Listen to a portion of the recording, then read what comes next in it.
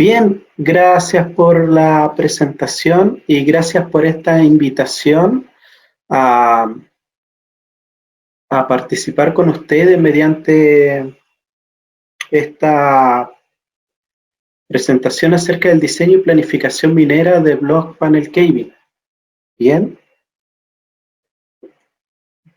voy a comenzar para comenzar hablando de los procesos de diseño y planificación, algo muy importante es poder conocer bien cómo funcionan los métodos de explotación.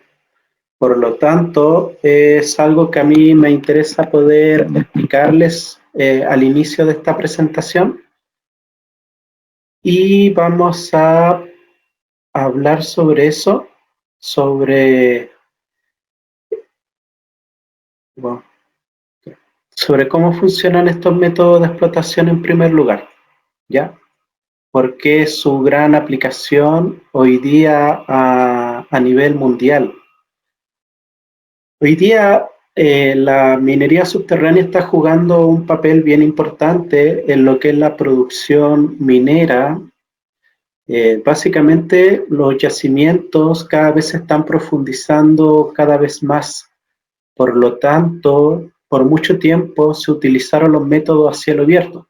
Hoy en día muchos proyectos de cielo abierto están pasando a ser proyectos subterráneos y lo que buscan es mantener los niveles de producción que ellos tenían cuando operaban con una mina a cielo abierto. Por lo tanto, dentro de toda la gama de métodos de explotación subterráneo, el que ofrece poder mantener esos niveles de producción son los métodos por caving. A nivel mundial, ahora el 80% de la producción viene de proyectos a cielo abierto y solamente un 20% viene de proyectos subterráneos.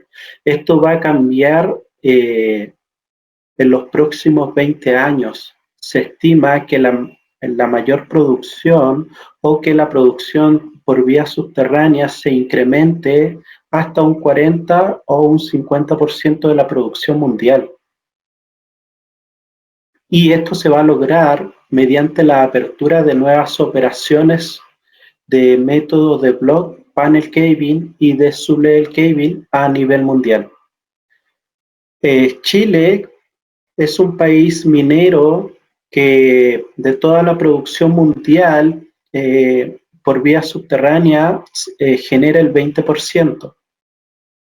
Es el país con mayor producción por método subterráneo a nivel mundial. De toda esta producción, el 12% pertenece a Codelco, y Codelco solamente con 2 a 3 operaciones subterráneas que tiene, logra el 12% de esa producción debido a que ellos utilizan los métodos de block caving, panel caving. Así que por eso es tan atractivo este método de explotación que pertenece a la categoría de los métodos por hundimiento. Así que ahora vamos a comenzar a hablar acerca del método block caving. El método block caving se define como un método que consiste en el derrumbamiento de bloques. Se genera un corte basal, en la base de un bloque mineralizado se genera un corte y esto va a generar un efecto denominado caving, el que va a generar el fracturamiento del macizo en forma ascendente. Por lo tanto, los requerimientos en tema de perforación y tronadura para la producción son mínimos en comparación a otros métodos de explotación. Acá yo les preparé un esquema bastante simple en donde podemos ver que la extracción del mineral en el método de block caving se realiza a través de bloques y que estos bloques van quebrando el mineral de forma ascendente. Este plano que está aquí en la parte superior se llama el cayback y ese se mantiene en forma horizontal. Una de las características que tiene este método, el block caving, es que estos bloques son de 60 por 60 metros. Hoy en día hay operaciones que tienen bloques de 100% o 150%. En caso de yacimientos de grandes dimensiones, este yacimiento no va a ser extraído mediante un único bloque, que ese es el concepto que muchas veces está un poco equivocado de que el block caving simplemente es la explotación masiva de un yacimiento. Es correcto, pero se va realizando por bloques y estos bloques están separados por pilares. ¿Y cuál es una de las ventajas de realizar esta extracción del mineral de forma discreta o por sectores? Es que yo puedo tener un sector que ya fue explotado, mientras que tengo otro sector que recién está en preparación y otros sectores que ya están actualmente en producción.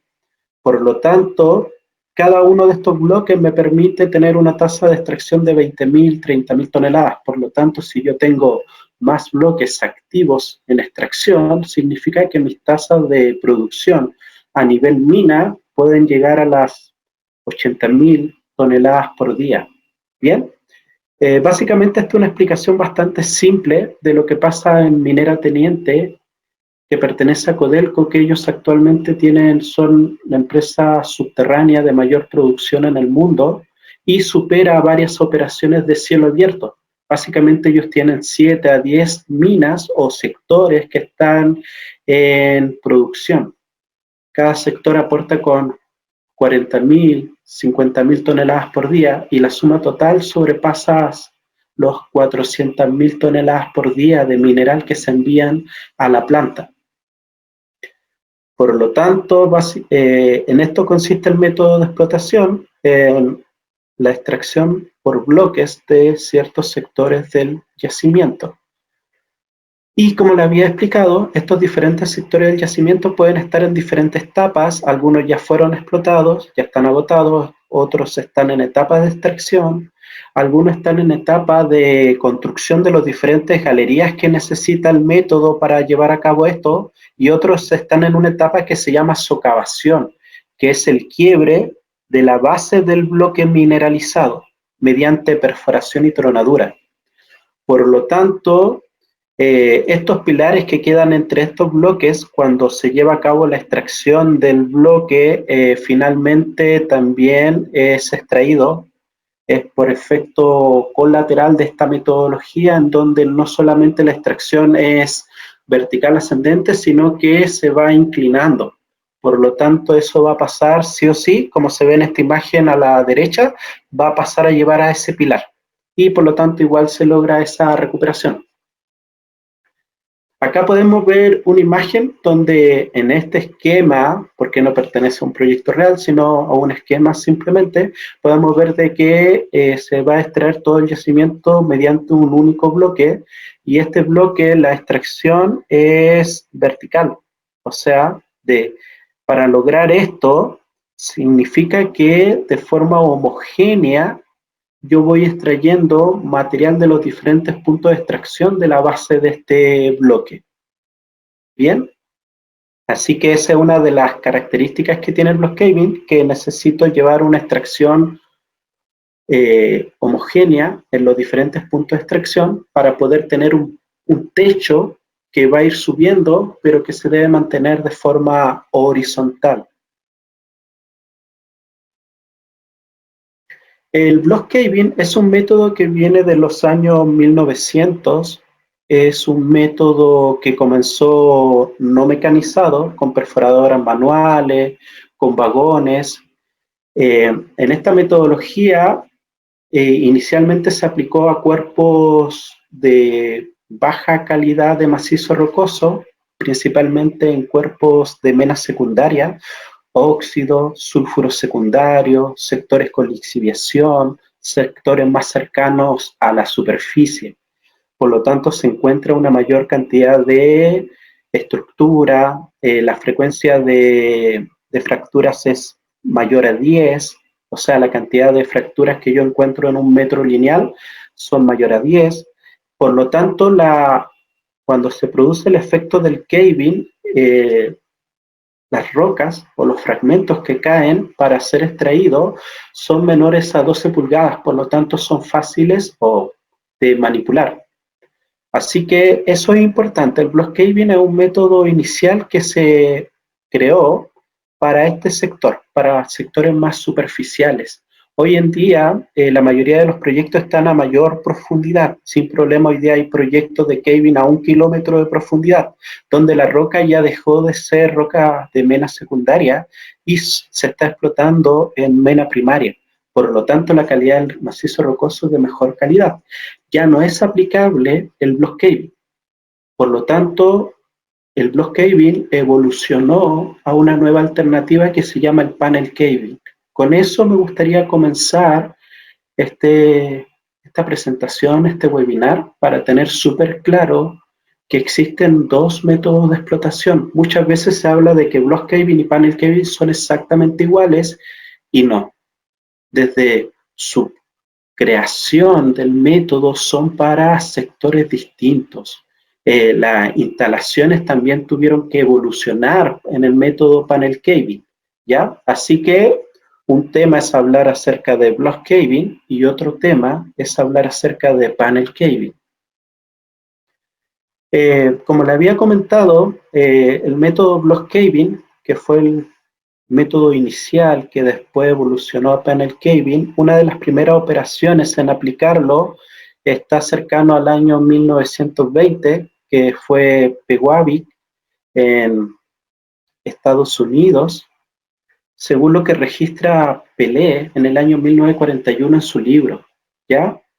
También él comenta en su libro de que Teniente, bueno, en ese tiempo no se llamaba Teniente, pero que en esa mina o en esa operación entre los años también 1920 y 1930, también se implementa el método block caving.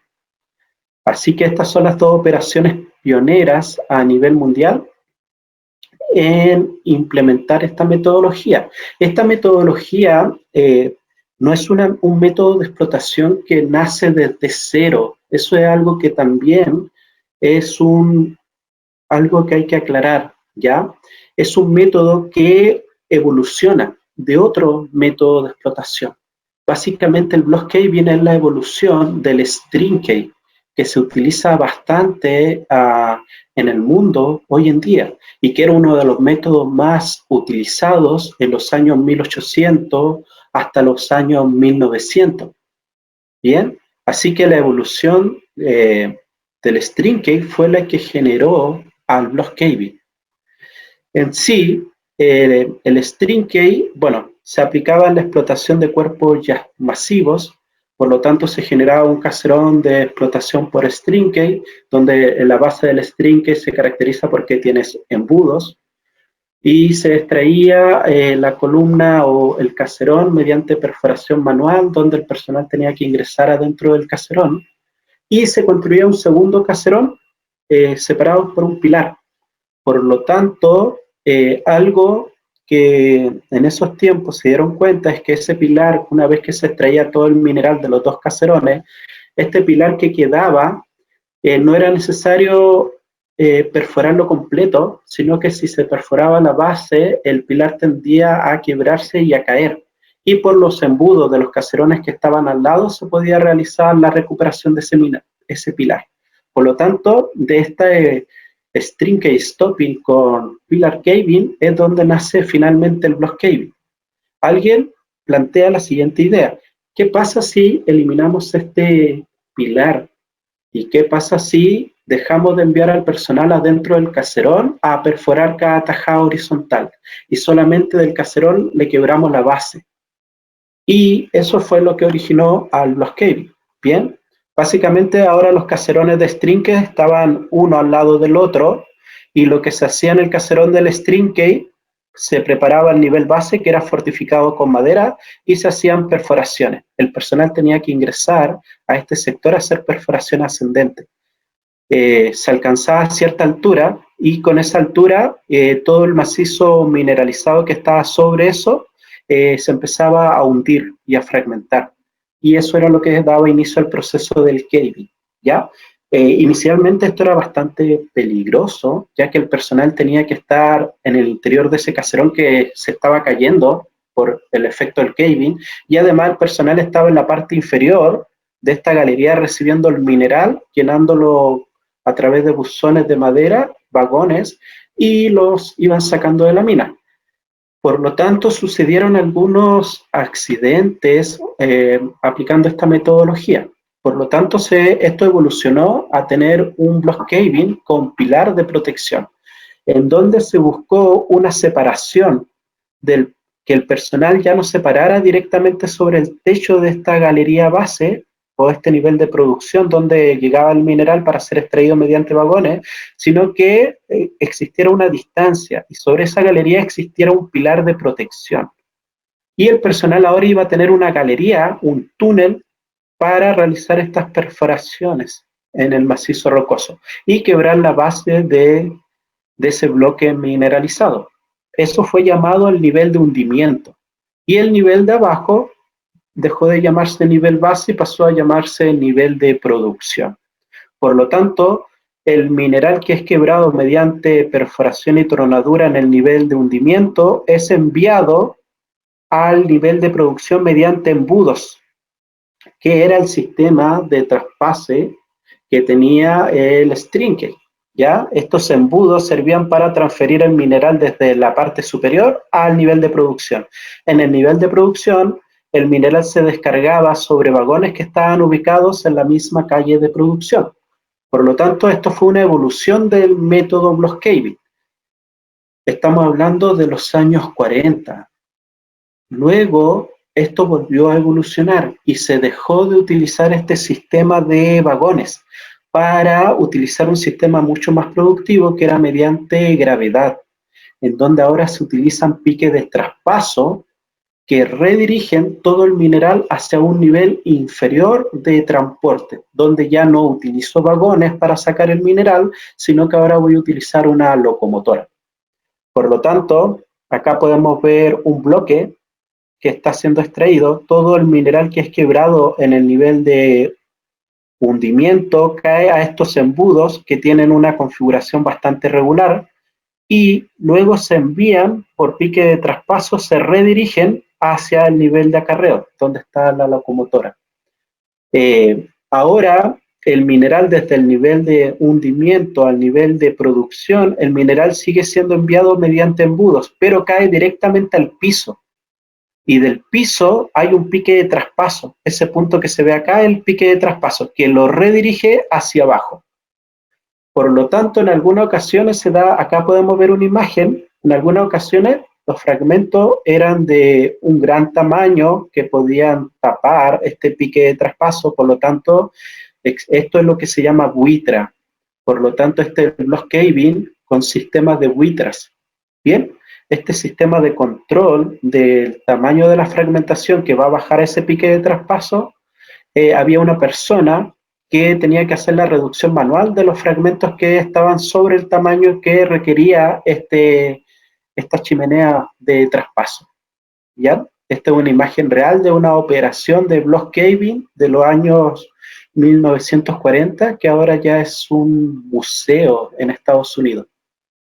Así que esto evolucionó en Mina Miami, en Estados Unidos. Incorporar todo este sistema de traspase vertical significaba una gran cantidad de costo adicional por la construcción de todo esto y de tiempo para poder tener toda esta instalación para dar inicio a la producción. Por lo tanto, en Mina Miami, Estados Unidos, ellos incorporaron una nueva metodología de hacer block caving, que fue mediante scraper, en donde el mineral cae directamente al piso del nivel de producción de la galería undercut. Existen buzones que lo conectan al nivel de producción que está más abajo, 6, 8 metros más abajo, y el mineral cae directamente al piso. Ya no hay ningún pique de traspaso para reenviarlo más abajo, sino que mediante scraper, que es una pala de cable, se va llenando esa pala y adelante de la calle solamente hay un único pique de traspaso que descarga sobre la locomotora.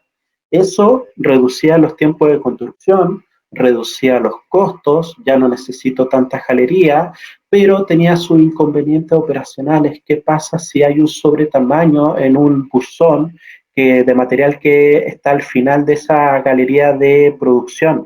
Va a tener que ingresar personal, arriesgando su vida, a que un buzón de acá libere material, por lo tanto tenía bastante riesgo esa metodología. Esto fue aplicado en algunas operaciones, pero rápidamente fue dado de baja. Fue una muy buena idea. Hoy en día se está utilizando estos principios para la minería continua de panel caving, donde quieren que ya eliminar el equipo SCOOP de la extracción del mineral. Así que fue una idea, tal vez no existía la tecnología suficiente en ese tiempo para llevarla a cabo de forma segura para el personal. Así que acá, jóvenes y participantes de este webinar, viene la parte importante, viene la evolución tecnológica. En los años 60 a los años 70, en las minas de block caving, se nace la idea de incorporar una pala que pueda ir a buscar el mineral a los distintos puntos de extracción y se confeccionan los primeros prototipos de equipos de SCOOP. Estos equipos, esta tecnología nace de operaciones de block caving, porque ellos tenían la necesidad de aumentar sus niveles de producción. Por lo tanto, esto fue un gran quiebre tecnológico y ahora nace la nueva variante de block caving con LHD, que es la que sigue vigente hasta el día de hoy. Esto parte cerca de los años 1980 y sigue vigente hasta el año 2020. Hay operaciones en todo el mundo que utiliza este método de explotación. Todos los que les había comentado anteriormente, los caving con buitra, los caving con scrapper, los caving sin pilar, son versiones históricas que ya puedo decir que no hay ninguna mina en operación que sigue aplicando esas versiones, ¿ya? Así que el block caving tuvo que modificarse. Antes habíamos visto de que los embudos descargaban directamente sobre el nivel de esta galería que era la galería de producción. Ahora yo necesito que equipos de SCOOP estén viajando por esta galería de producción y no pueda haber mineral en esa galería. Por lo tanto, la modificación que se hizo es que los embudos ya no descarguen directamente sobre la galería de producción, sino que a un cruzado. Y el equipo SCOOP viene, carga su balde y puede salir y él puede transitar libremente por esta calle, que es la calle de producción. Bien, esto se mantuvo esta configuración de que por cada costado de la calle de producción existiera un embudo. Luego esto se modificó y evolucionó. En vez de tener dos embudos entre calles de producción, que son estas de acá, se evolucionó a tener un solo embudo. Bien, se hicieron varias propuestas. Esto fue Codelco Salvador, que propuso estas mallas donde cada embudo tenía su propio cruzado independiente, y luego esto evolucionó a que de un cruzado de esta calle a la izquierda o de este cruzado a la derecha y a la izquierda, yo puedo tener acceso a un único embudo que va a extraer a todo este material que está sobre él. Por lo tanto, esta es una de las configuraciones que se mantiene hasta el día de hoy. Y esto lo podemos ver en este ejemplo. Acá tenemos la galería cabecera, la calle de producción, y de esta calle de producción yo puedo ingresar a esta calle cortita que hoy día se conocen como zanjas. Y puedo extraer el mineral que está botando este embudo. Bien, y puedo devolverme a descargar a un pique de traspaso o a una estación de chancado, como se ve acá. Por lo tanto, esto es un block caving. Cuando ustedes vean esta configuración, inmediatamente deben pensar que es un block caving adaptado para la operación de un equipo LHD y que es un block caving porque utiliza embudos. Esa es su principal característica que sigue vigente hasta el día de hoy. En vez de la versión original que utilizaba dos embudos que estaban entre dos calles de producción, hoy día solamente se considera un embudo entre calles de producción. Bien, acá podemos ver un layout de una operación real que está utilizando block caving, así que sigue siendo un método vigente hasta el día de hoy. Principalmente si yo me encuentro en una zona de sulfuro secundario, de óxido, es el método a utilizar.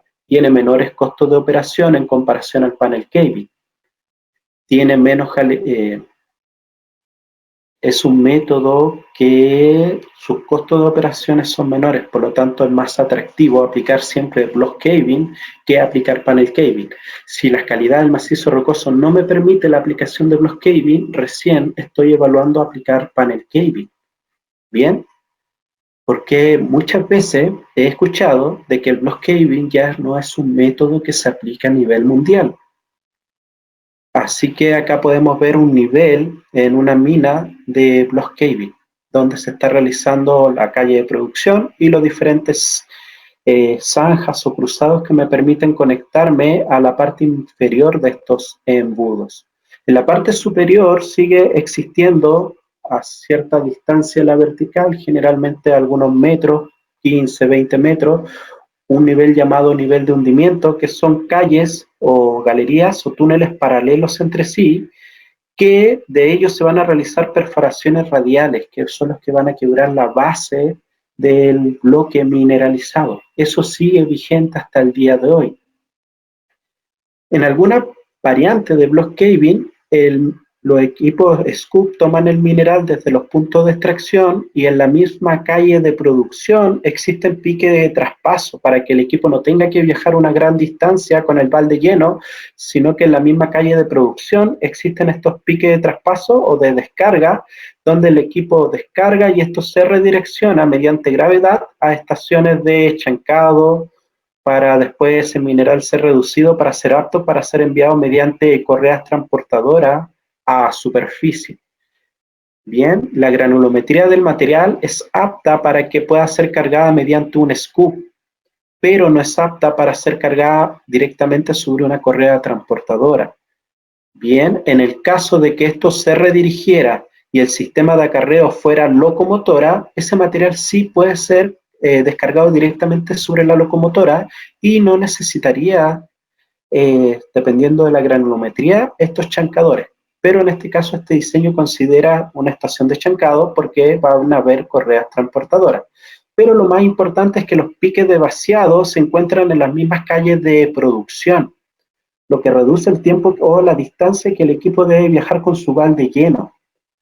Pero en la mayoría de las operaciones de block caving hoy día, el equipo viaja con su balde lleno por toda la calle de producción, sale a esta galería que conecta todas las calles de producción, que se llama galería cabecera, y sale a descargar sobre un chancador. Hoy en día esta es una de las metodologías más utilizadas. ¿Por qué? Ahorro metros en galerías verticales. Acá hay una gran construcción de infraestructura vertical para el proyecto que tiene un alto costo. Sí, operacionalmente me va a bajar el costo del proyecto cuando esté en operación porque los tiempos del viaje lleno del balde van a ser menor, por lo tanto el consumo de combustible y desgaste de neumático va a ser menor. Pero en muchos proyectos consideran que ese ahorro no compensa la construcción de todo este sistema. Por lo tanto, permiten que el equipo Scoop viaje con su balde lleno 200, 300 metros, 400 metros y descargue sobre este chancador que está en la galería cabecera. Se reduce el tamaño y es cargado o enviado a superficie mediante correas transportadoras. Esto es lo que está aplicando básicamente el 80% de los proyectos a nivel mundial. Hoy, este esquema que estábamos viendo acá era de Chucky subterráneo. Hoy Chucky subterráneo cambió su metodología a utilizar chancadores en cabeceras. Bien, así que es la metodología que ha demostrado ser más aplicada. Así que ahora que conocemos como la historia en forma muy breve acerca del block caving, vamos a comenzar a hablar acerca de este método que es uno de los más importantes a nivel mundial en minería subterránea, pero lamentablemente es uno de los que menos conocimiento técnico se tiene. Muchas veces conocemos muy bien cómo planificar y diseñar proyectos de open pit, y tenemos muy claro las diferentes etapas dentro de su proceso de planificación, definir pit final, definir fase, diseñar, que los diseños tengan claramente el tema de los empalmes en las fases, hacer planes de producción. Conocemos muy bien ese proceso, pero muchas veces cuando hablamos de block panel caving, este no es un proceso que lo tenemos claro. Muchas veces no tenemos claro cómo funciona el método en sí, cuáles son los diferentes niveles que la metodología tiene, ni cuál es si la extracción es hacia arriba, hacia el costado, ¿bien? Así que por eso vamos a hablar acerca de la metodología panel caving antes de empezar a hablar de diseño y planificación, para poder tener ya una base un poco más sólida para poder pasar por esos temas. Así que ahora en el tema de la evolución del panel caving, yo ya le había comentado que este método es una evolución del block caving, principalmente en el yacimiento de Codelco El Teniente. Ellos pasaron de aplicar block caving en roca secundaria, se profundizaron y se dieron cuenta de que la calidad de la roca aumentó, no era tan frágil como para aplicar un block caving, por lo tanto no era una metodología viable. Y esto llevó en los años 70, 80 a implementar, a evolucionar el método a lo que se llama el panel caving. Principalmente los panel caving se aplican en yacimientos de mayor profundidad, en roca primaria, y en donde la fragmentación de la roca tiende a ser mucho mayor. Los fragmentos que caen al nivel de producción son mucho mayores que los fragmentos que genera un block caving, bien, que ya en forma natural se encuentra fragmentado. A mayor profundidad la presencia de estructura es menor. Acá lo podemos ver en el FF. La frecuencia de fracturas es menor a 7. Por lo tanto, como hay menos estructura a mayor profundidad, los fragmentos que se generan son más grandes. Son granulometrías sobre 15 pulgadas. Por lo tanto, acá sucede algo importante. Se logra fragmentar el macizo rocoso. Caen estos fragmentos al nivel de producción, pero ese embudo, que era la conexión entre el nivel de hundimiento, donde está el mineral quebrado, y el nivel de producción, donde están los equipos sacándolo, ese embudo ya no es suficiente. Su sección o su tamaño es muy reducido para poder recibir estos fragmentos. Por lo tanto, ahí viene una de las primeras evoluciones y una de las primeras diferencias del block caving con el panel caving. El panel caving incorpora el concepto de bateas para la recepción del mineral. Por lo tanto, cada vez que ustedes puedan ver un esquema donde ustedes no vean un embudo, y sino que vean como un trapecio, eso es una batea de extracción, que su sección es de mayor tamaño para recibir fragmentos más grandes. Inmediatamente eso es sinónimo de panel caving. Otra diferencia que tiene el método es que el método block caving divide un cuerpo mineralizado en bloques que se pueden explotar en forma individual cada uno, y la explotación se va haciendo en forma vertical ascendente. En cambio, en un panel caving hay una gran diferencia. La explotación es lateral. Por lo tanto, no son lo mismo. Son distintas las metodologías. Bien, sí es cierto que uno es la evolución del otro método, pero eso no significa que sean idénticos. Los block caving, la extracción del mineral es vertical alcanzando mayores alturas. En cambio, el panel caving, como su extracción es lateral, las alturas que alcanzan, esta variante es de menor altura en comparación a un block caving. También el cayback, que es este techo que se está fragmentando y está generando nuevos fragmentos que caen por gravedad, en el block caving es horizontal y en el panel caving es inclinado y va avanzando a medida que avanza la extracción. Por lo tanto, esa es una gran diferencia, ¿ya? En este caso, en un panel caving, yo no divido esto en bloques de explotación separados por pilares, sino que se va a explotar de un solo panel. Por eso recibe el nombre de panel caving. Se genera un área inicial donde comienza la extracción. Una vez que avanza esta extracción vertical, sube y se inicia el caving, se empiezan a incorporar más áreas. No se espera que se termine la extracción de este sector, sino que cuando este sector, no sé, va en un 30, 40%, ya se están incorporando nuevos sectores. Y esto es lo importante, los nuevos sectores que se están incorporando deben respetar este ángulo de incorporación que generalmente es de 45 grados. Cuando esto empieza a aumentar de altura, es necesario incorporar más área. Por lo tanto, esa es una de las características del método.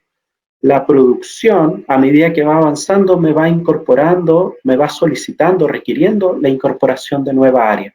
Por lo tanto, eso es algo que yo debo tener súper claro para poder hacer la planificación de este método de explotación. Y esto va avanzando desde la izquierda, va avanzando hacia la derecha. Cuando esto ya alcance la mitad de la altura, es necesario ya incorporar nuevos sectores para mantener este ángulo de extracción de 45 grados. Bien, así que eso es panel caving, así que ya vamos a empezar a hablar de este método.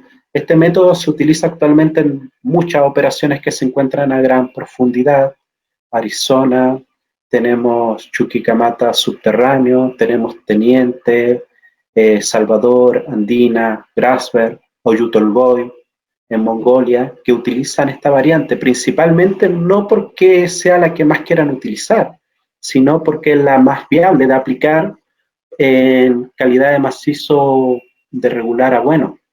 Por lo tanto, si yo tuviera un macizo de muy mala calidad, yo aplicaría block caving, que es mucho más económico. Sus costos operacionales están cerca de 4 o 6 dólares la tonelada. El panel caving alcanza los 8 dólares la tonelada. En comparación a Open Pit es muy alto, pero en comparación a otros métodos subterráneos es bastante bajo. Hay métodos de explotación que alcanzan las 40 dólares la tonelada, 20 dólares la tonelada extraída.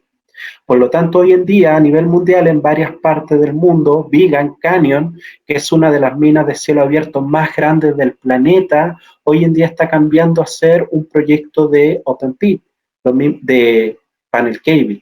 Chuquicamata también está cambiando a ser un proyecto de panel caving, que en realidad es una evolución o un híbrido entre panel caving y block caving llamado macrobloque, pero sigue siendo originalmente un panel caving, bien por el uso de bateas para la extracción del mineral. Por lo tanto, como podemos ver, son varias las partes del mundo que aplican esta metodología.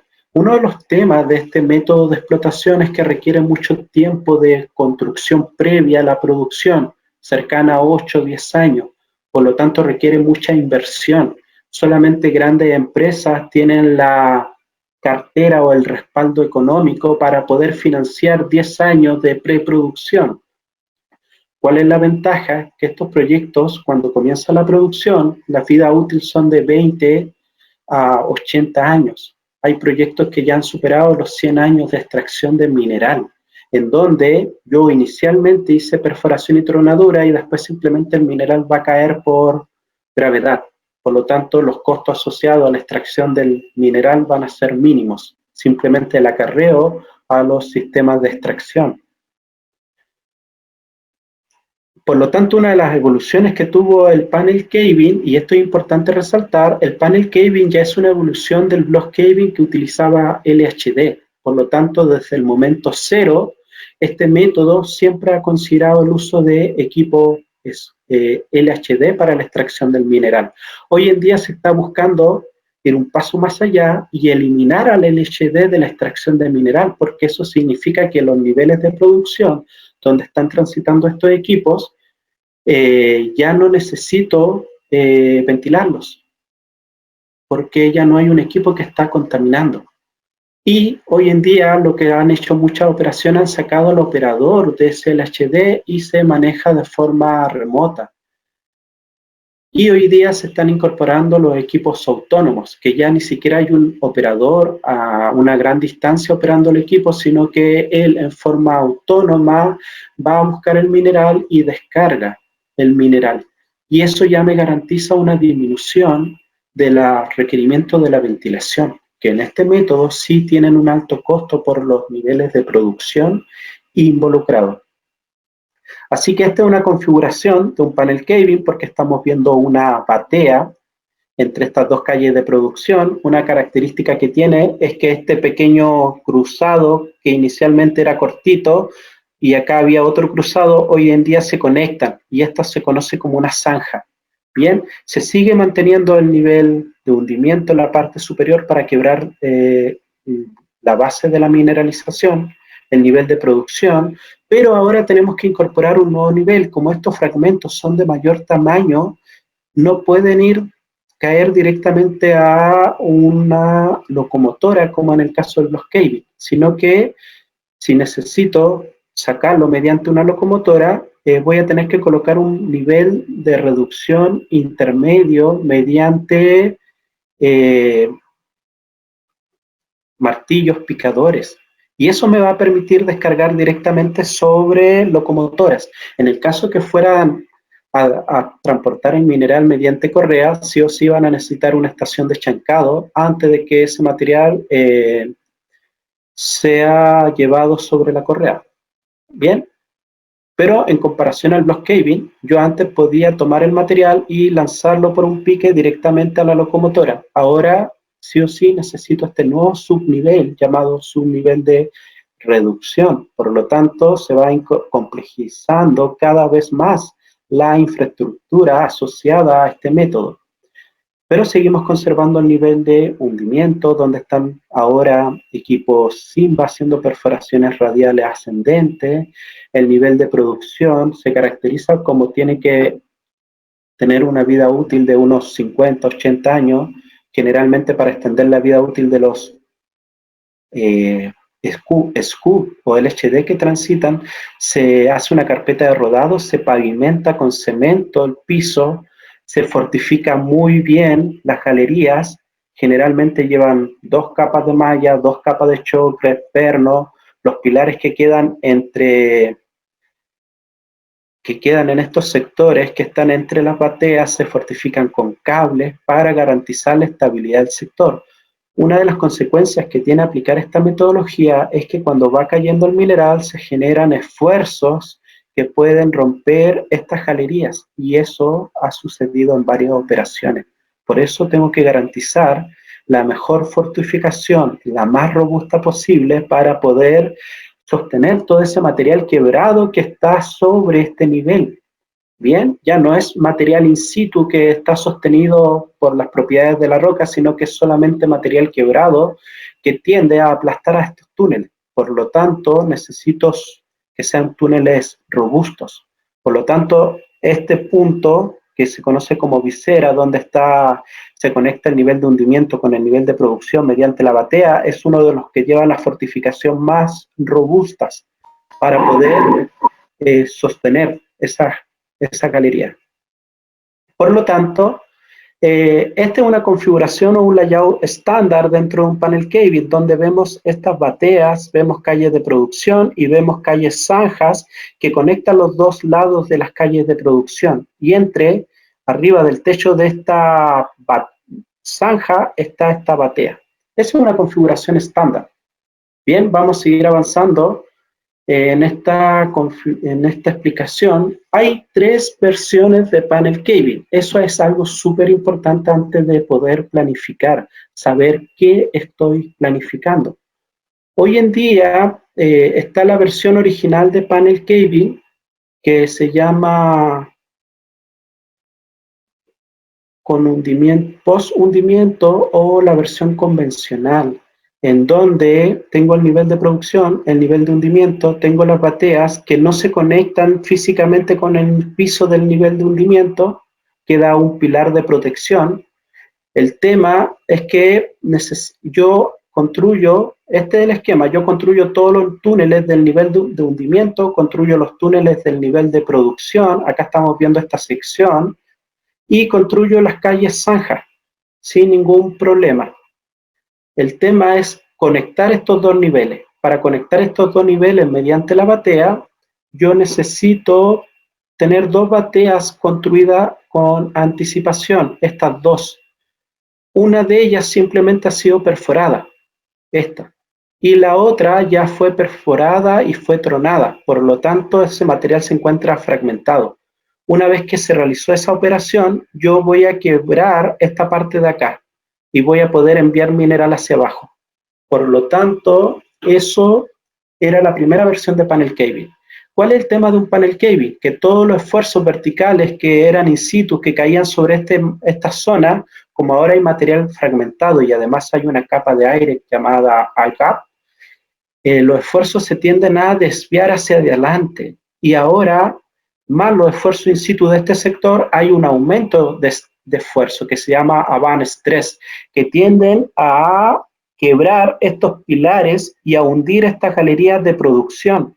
Por lo tanto, fue un método bastante difícil, era bastante riesgoso su aplicación por este aumento de esfuerzos que se producía en esta zona. Por más que yo sí o sí necesitaba garantizar que esto estuviera fortificado antes de conectar esta batea con la parte superior, se terminaban derrumbando estos túneles. Por lo tanto, esto evolucionó a lo que se llama el hundimiento previo, en donde en la parte superior yo quiebro toda la galería del nivel de hundimiento a una gran distancia por delante, 100 metros adelantado respecto a la batea donde yo estoy extrayendo mineral. ¿Para qué? Para que toda esta construcción de túneles que se está haciendo acá esté bajo sombra. Eso significa que todos estos esfuerzos que se están desplazando hacia adelante, se siguen desplazando hacia adelante. ¿Por qué acá? Aunque esto esté fragmentado, igual hay una leve capa de aire y los esfuerzos no viajan por el aire, por lo tanto se van a desviar hacia adelante y cuando lleguen acá van a tender a devolverse hacia atrás y por eso no puedo tener túneles hasta esta misma distancia, por una zona de protección para estas galerías. Y ahora estas galerías tienden a ser mucho más estables. El nivel, la batea se conecta directamente al nivel de hundimiento, estas socavaciones más bajas, de 4 a 6 metros. Por lo tanto, esto me garantizó mayor seguridad en la operación. Pero la desventaja es que esto se volvió más lento, porque hay mucha restricción para poder avanzar en incorporar nuevos puntos a la extracción de mineral, tengo que construir, pero esta construcción de aquí abajo tengo muchos equipos al mismo tiempo. Por lo tanto, los niveles de producción en este método fueron más bajos. En esta versión, que es la versión original, es donde yo alcancé los mayores niveles de producción. Al volverla una metodología más segura, se bajaron los niveles de producción. Eso buscó una nueva alternativa y esta se conoce como el hundimiento avanzado, que logra incrementar los niveles de producción del método, pero no alcanzando la versión original, ¿ya? Y en esta versión se construyen los túneles de las calles de producción de forma avanzada y son solamente la construcción de las calles zanjas las que se ven limitadas a estar debajo de esta sombra. Por lo tanto, eso me libera, en vez de tener muchos equipos construyendo túneles acá, puedo enviar equipos hacia más adelante, a lo que se llama la zona de preminería, que no se ve afectada por la zona de avant stress, porque está muy adelante. Ellos acá envío la mitad de los equipos y me quedo con ciertos equipos trabajando en esta zona de restricción. Por lo tanto, eso me aumenta los niveles de producción, no porque vaya a sacar más mineral de acá, sino que me agiliza las operaciones para poder incorporar nuevos puntos de extracción. Por lo tanto, hoy día la gran mayoría de las operaciones trabaja con panel caving con hundimiento avanzado. Aunque esto nuevamente evolucionó y hoy en día existe el panel caving convencional, se volvió al original, pero con fracturamiento inducido o fracturamiento hidráulico, en donde se hacen perforaciones de sondaje, se inyecta agua a alta presión, se generan fracturas en forma artificial. ¿Y qué pasa con eso si todo esto está lleno de fracturas que cuando vengan los esfuerzos tienden a desviarse más adelante? Por lo tanto, toda esta operación que se está llevando acá está en una zona protegida también de los esfuerzos. Y eso que me permite alcanzar los mayores niveles de producción que me permite este método. Así que hoy en día algunas operaciones están cambiando su versión a la versión convencional, pero con fracturamiento hidráulico, que sería como la cuarta evolución del panel caving.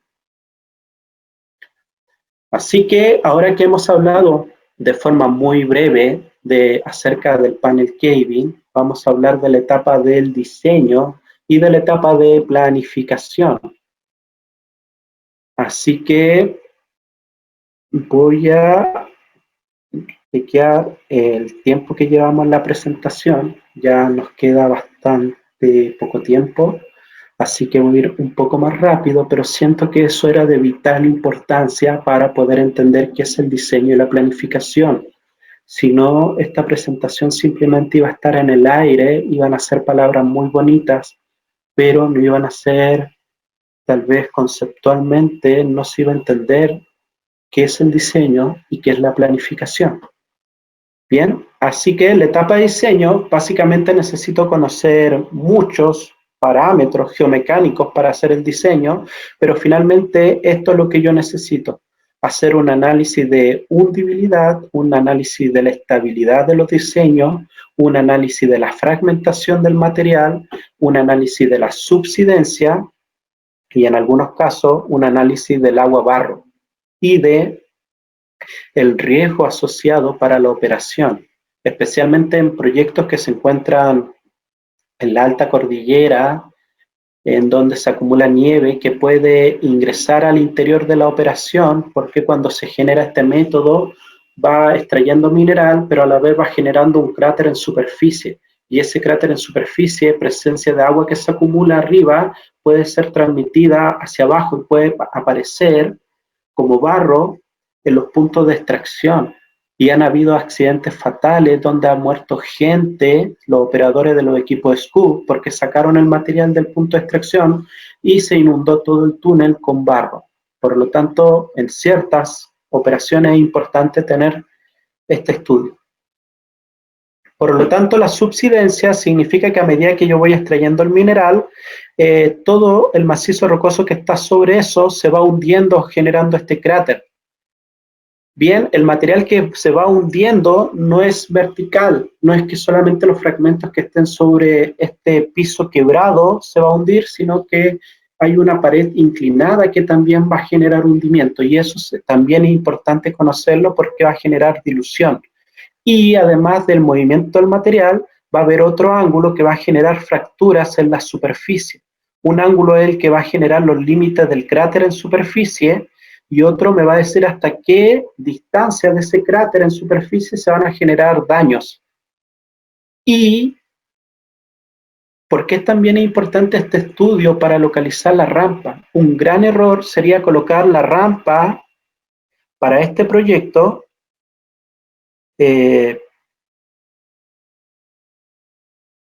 veamos.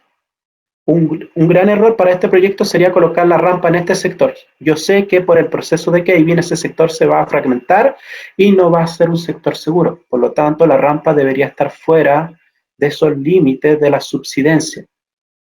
Por lo tanto, existen algunos ábacos que me permiten predecir, según la calidad del macizo rocoso, cuáles van a ser esos ángulos que se van a ver afectados en las paredes de este túnel. También para esta pared se va a generar este ángulo y para esa pared. Por lo tanto, en superficie se va a generar una zona que va a ser afectada por la explotación a nivel subterráneo. Bien, la fragmentación también es algo importante que predecir, porque según la fragmentación estimada, yo voy a definir si voy a poder usar un block caving o un panel caving. Por lo tanto, en forma natural, el macizo rocoso ya se encuentra con grietas. Cuando se genera la extracción de mineral en la parte inferior y este mineral baja respecto a este techo que se llama cayback, que es el techo que se están generando nuevas grietas, hay una distancia respecto al material quebrado acumulado dentro de este gran caserón, que es el panel caving o block caving. Acá hay una capa de aire. Como los esfuerzos vienen bajando, ellos no pueden pasar por el aire. Por lo tanto, muchos de esos esfuerzos, que son energía potencial por la gravedad, se vuelven en pequeñas explosiones que generan grietas. Y esas pequeñas nuevas estructuras se van juntando y van generando nuevos fragmentos. Por lo tanto, hay un proceso de fragmentación primaria que es propio del método que se lleva a cabo en el Kayback, y el material fragmentado que está dentro de esta pila de material, a medida que va descendiendo, se sigue fragmentando, y eso se conoce como una fragmentación secundaria. Hoy en día existen metodologías y software para predecir con qué fragmentación finalmente va a salir el material, y es el que va a tener que cargar el equipo SCUP en su balde para enviar a los piques de traspaso. Por lo tanto, de una fragmentación inicial, vamos a llegar a una fragmentación primaria y secundaria. ¿Ya? Es importante para poder saber si es el método más apropiado. Acá tenemos fragmentos que pertenecen a minería de panel caving. Lo que vemos acá en la parte de abajo serían fragmentos que pertenecen a una minería de block caving. Por lo tanto, según el grado de la fragmentación del material, sería el método más apropiado de aplicar. Bien, también esta velocidad con que se van generando nuevas grietas se llama la velocidad de propagación. Es de vital importancia para los procesos de planificación. Generalmente se van generando nuevas grietas en una distancia vertical de 300 milímetros por día. O sea, unos 30 centímetros por día son las grietas que se van generando todos los días. Y eso significa que es material que va cayendo adentro de esta cavidad. Por lo tanto, yo puedo saber cuánto el nuevo material que se está generando todos los días versus lo que yo estoy sacando todos los días y saber si mi ritmo de extracción es apropiado. ¿Por qué? Porque mi extracción no puede ser tan rápida para que se genere una gran diferencia en la caída de ese material, porque eso puede generar accidentes fatales, especialmente en esta metodología. Acá tenemos un ejemplo, esto era el material quebrado y esto era el cayback. En esta operación, que es una situación real, esta distancia se incrementó a un nivel inseguro. El ritmo de extracción del mineral quebrado era muy rápido versus las nuevas grietas que se estaban generando y versus el nuevo material que estaba ingresando al interior del caserón. Por lo tanto, cada vez, como yo iba sacando más de lo que ingresaba, significa que esta distancia aumentaba. Y cuando cae un gran fragmento de acá, lo que genera es un efecto pistón dentro de este caserón y un aumento de presión que sale por todos los túneles que están en el nivel de producción. Estos son equipos que estaban dentro de la mina. Bien, por lo tanto, eso genera una explosión de aire, que es una situación muy compleja que recorre todos los túneles, y acá podemos ver que incluso subió por las chimeneas de ventilación, esa alta presión que se generó. Por lo tanto, hay protocolos y procedimientos para garantizar de que a estas alturas, en la separación de la pila de material quebrado versus este cayback, no sobrepase ciertos límites. Para eso hay un monitoreo constante mediante sondajes y mediante algunos sistemas para saber exactamente a qué altura está el cayback y a qué altura está el material fragmentado, para saber si la velocidad de extracción del método es la adecuada para ese macizo rocoso. Otro parámetro importante en el diseño son las curvas de hundimiento. Yo puedo tener un gran panel, un gran cuerpo mineralizado, pero para dar inicio a esta metodología yo necesito quebrar un área inicial.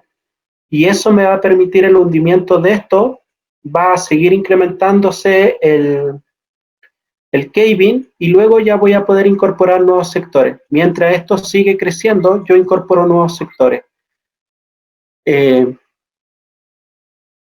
Y esa área inicial se determina con estas curvas de hundimiento.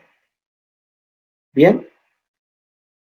Y la teoría del flujo gravitacional es una, si me disculpan un segundo, está todo bien, que creo que hay un sonido, no sé si es una alarma.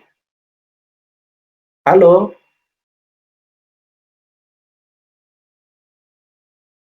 Creo que está todo bien, creo. ¿Aló? Sí está todo bien, ingeniero, continúe. Ah, ya que escuchaba como una alarma, entonces pensé que se me había acabado el tiempo. No, está todo bien. Ya. Ya, otro tema importante, y este es como el tema más complejo para meterse al mundo del panel caving, es la teoría del flujo gravitacional, con que nos va a decir cómo se comportan estos fragmentos mientras están viajando al punto de extracción que está en el nivel de producción. Hay autores, investigadores como Boisville, Lapcher, Taylor, que han estudiado estos fenómenos por más de 20 años.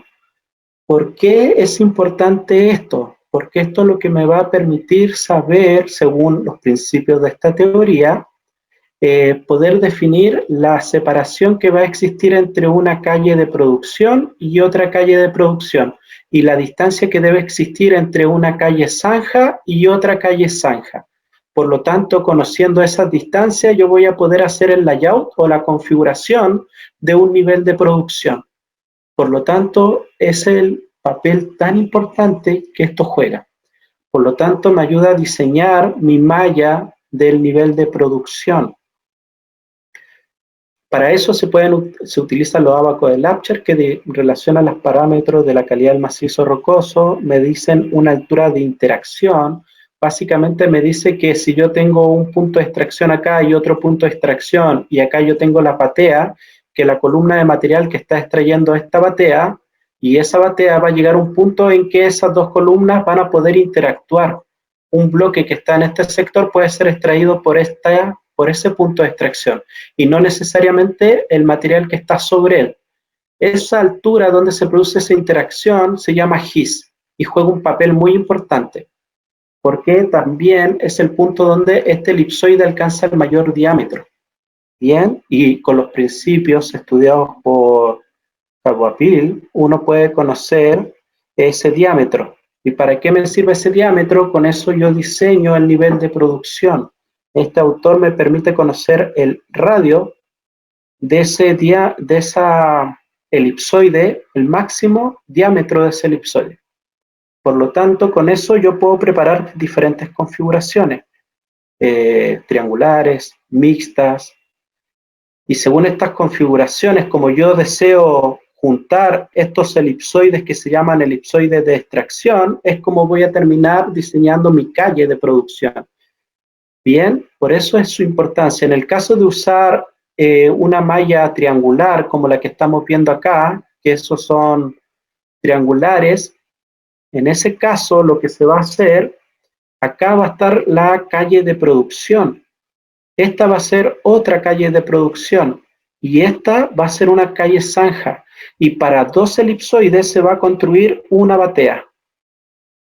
Por lo tanto, la configuración de esos elipsoides o de esos círculos me dicen cómo va a ser mi diseño minero. Bien, en el caso de que yo desee una malla mixta, en donde yo acá tengo una zona cuadrada y acá yo tengo una configuración triangular, estas van a ser mis calles de producción y estas van a ser mis galerías zanja. Por lo tanto, todo queda muy sujeto a cómo yo configuro esos elipsoides. Por lo tanto, hay toda una teoría que se ha estudiado por años para poder determinar los radios de estos elipsoides. Y otra cosa es saber cómo lo voy a configurar.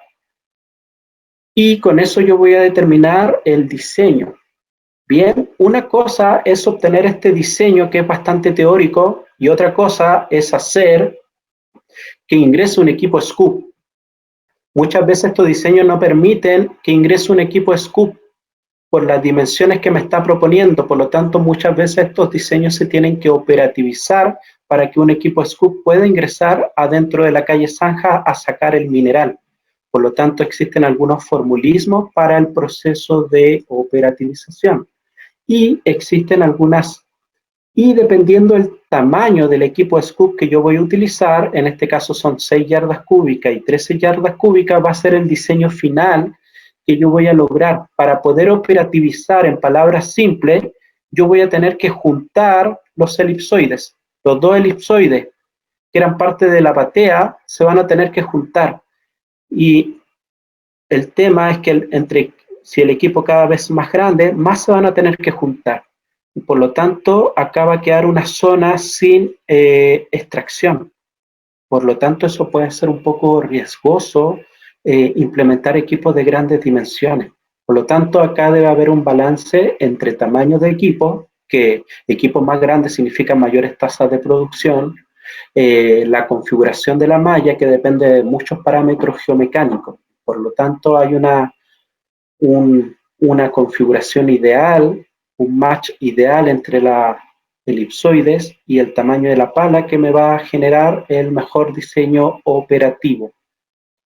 Una vez que yo defino cómo debe configurarse mi nivel de producción, ahora yo debo saber hacia dónde yo debo orientar mis calles de producción, si deben ir hacia el norte, si deben ir hacia el este, si este es el norte, dejo todas mis calles viendo en esa dirección, mis calles de producción, o las dejo viendo hacia el norte. Por lo tanto, esa es otra etapa. Una es conocer el layout y otra es poder orientarlo. Eso se va a orientar según esfuerzos, según la forma de la mineralización, según estructuras. Pero principalmente según estructura, mis calles de producción van a ir lo más perpendicular posible a las estructuras principales del proyecto. Bien, acá hay un mal ejemplo que se orientó lo más paralelo a una estructura y eso va a generar esa presencia de caída del techo o por cuñas. Y el otro tema importante, el tema de los esfuerzos. Si hay una mala orientación de las calles de producción, los altos esfuerzos que genera este método de explotación va a generar la deformación de esto y su derrumbe. Bien, por lo tanto se tienen que orientar, como dice acá, según una roseta de anisotropía donde se encuentran los menores índices de anisotropía. Hay todo un estudio de esfuerzo y donde se encuentran los menores índices de anisotropía es donde deberían orientarse las calles de producción. Por lo tanto, de forma muy breve, repasamos algunos conceptos acerca, por lo más general, acerca del diseño. Ahora vamos a ver acerca de la planificación. El proceso de planificación es un proceso bastante complejo. Si me dan un segundo.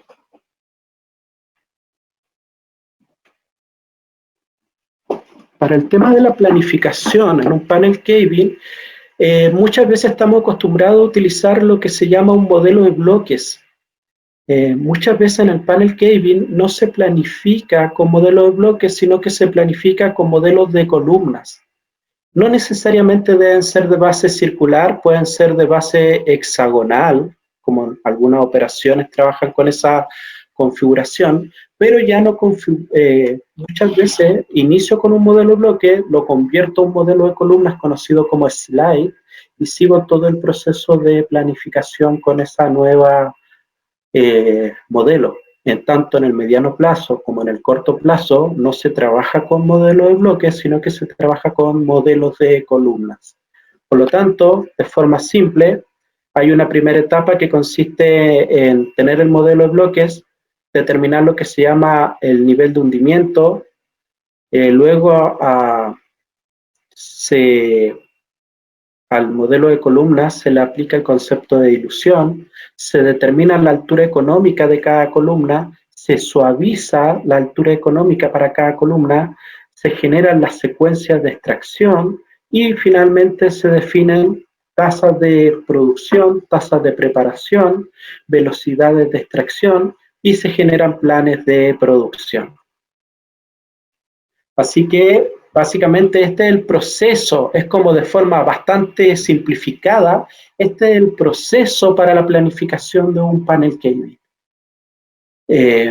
Bien, así que en los últimos minutos voy a explicar de forma bastante breve cómo se lleva a cabo cada una de estas etapas.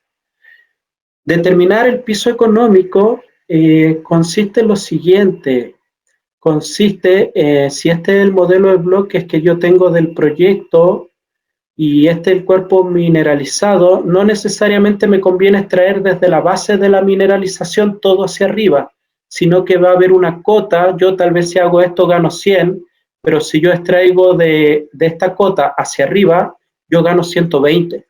Por lo tanto, eso es lo que se está buscando acá. Es la cota de donde debe iniciar la extracción del proyecto, que me genere la máxima rentabilidad. Eso es la búsqueda del piso económico. Bien, o lo que se conoce como un footprint. Por lo tanto, se hace una evaluación a diferentes cotas al modelo de bloque y se determina en qué momento, si se extrae desde ese punto todo hacia arriba, incluyendo el mineral y el estéril, cuánto es el valor máximo que yo voy a alcanzar. Una vez que yo determino la cota donde se genera ese máximo beneficio, si asumimos que esta cota de acá, tenemos que verla de planta. Y de planta vamos a ver qué columnas vamos a incorporar o no dentro de mi explotación. van a haber columnas que se encuentran aisladas, que se denominan islas, que no van a poder ser parte del footprint.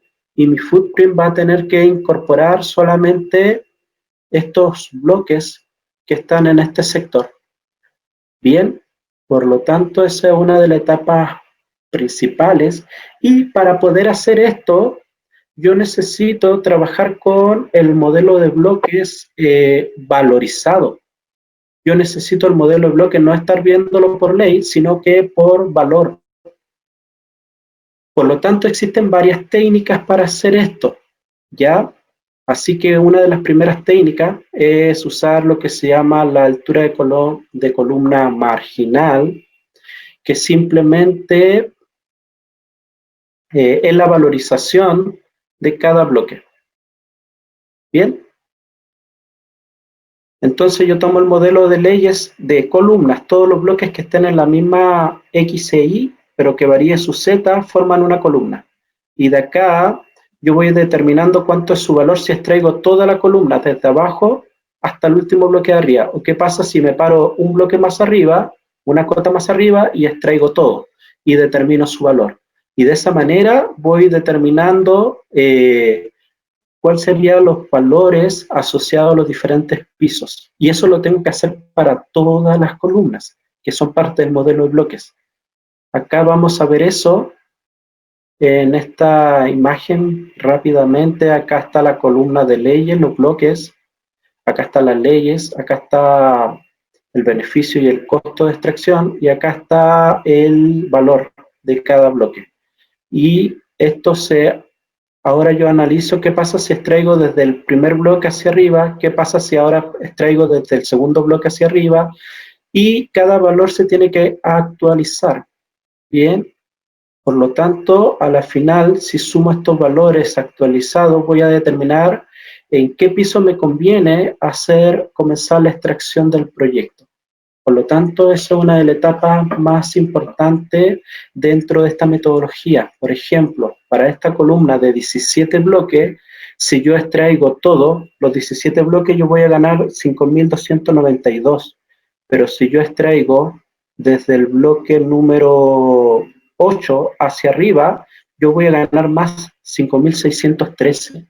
Por lo tanto, eso era lo que le estaba comentando. Este análisis se tiene que hacer para cada columna y para todas.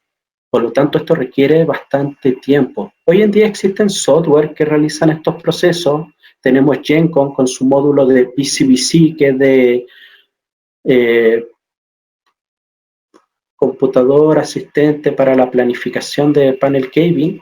También existe Mindsign, que tuvo un módulo para hacer este tipo de planificaciones. También existe Vulkan, que también tiene un módulo para la planificación de panel caving, y en vez de tener que hacer esto en Excel en forma manual, columna por columna, existen ya herramientas en la industria. La más utilizada es PCBC, bien, que pertenece a Geovian. Entonces, en cierta cota yo voy a determinar en qué cota yo tengo que iniciar la explotación, y voy a determinar la forma que debe tener. Bueno, otro paso que voy a hacer una vez que yo tengo la cota donde yo voy a iniciar la explotación, ahora viene la etapa de la dilución. Por un tema operacional, cuando yo tengo la batea en la parte inferior, no cada bloque va a caer perfectamente de forma vertical, uno después del otro, sino que por un tema de extracción, cuando yo extraiga material va a ser mezclado de distintos bloques que están arriba. Por lo tanto, el primero en proponer una teoría para esta situación y realmente conocer la ley como más real del bloque que va a caer, porque va a ser una ley mezclada, es Lapcher. Y él propone una de las primeras teorías para la dilución vertical, en donde él dice que para poder calcular la dilución que va a tener cada bloque, él necesita conocer el punto de entrada de la dilución, y aplicando su metodología uno puede recalcular la ley que debe tener cada bloque considerando el efecto de la dilución. para determinar el punto de entrada y la elusión, necesitamos nuevamente los principios de la teoría de flujo gravitacional, porque acá necesitamos el GIS y necesitamos algunos parámetros operacionales para poder determinar este punto con datos históricos, ya sea de la operación o de otros proyectos.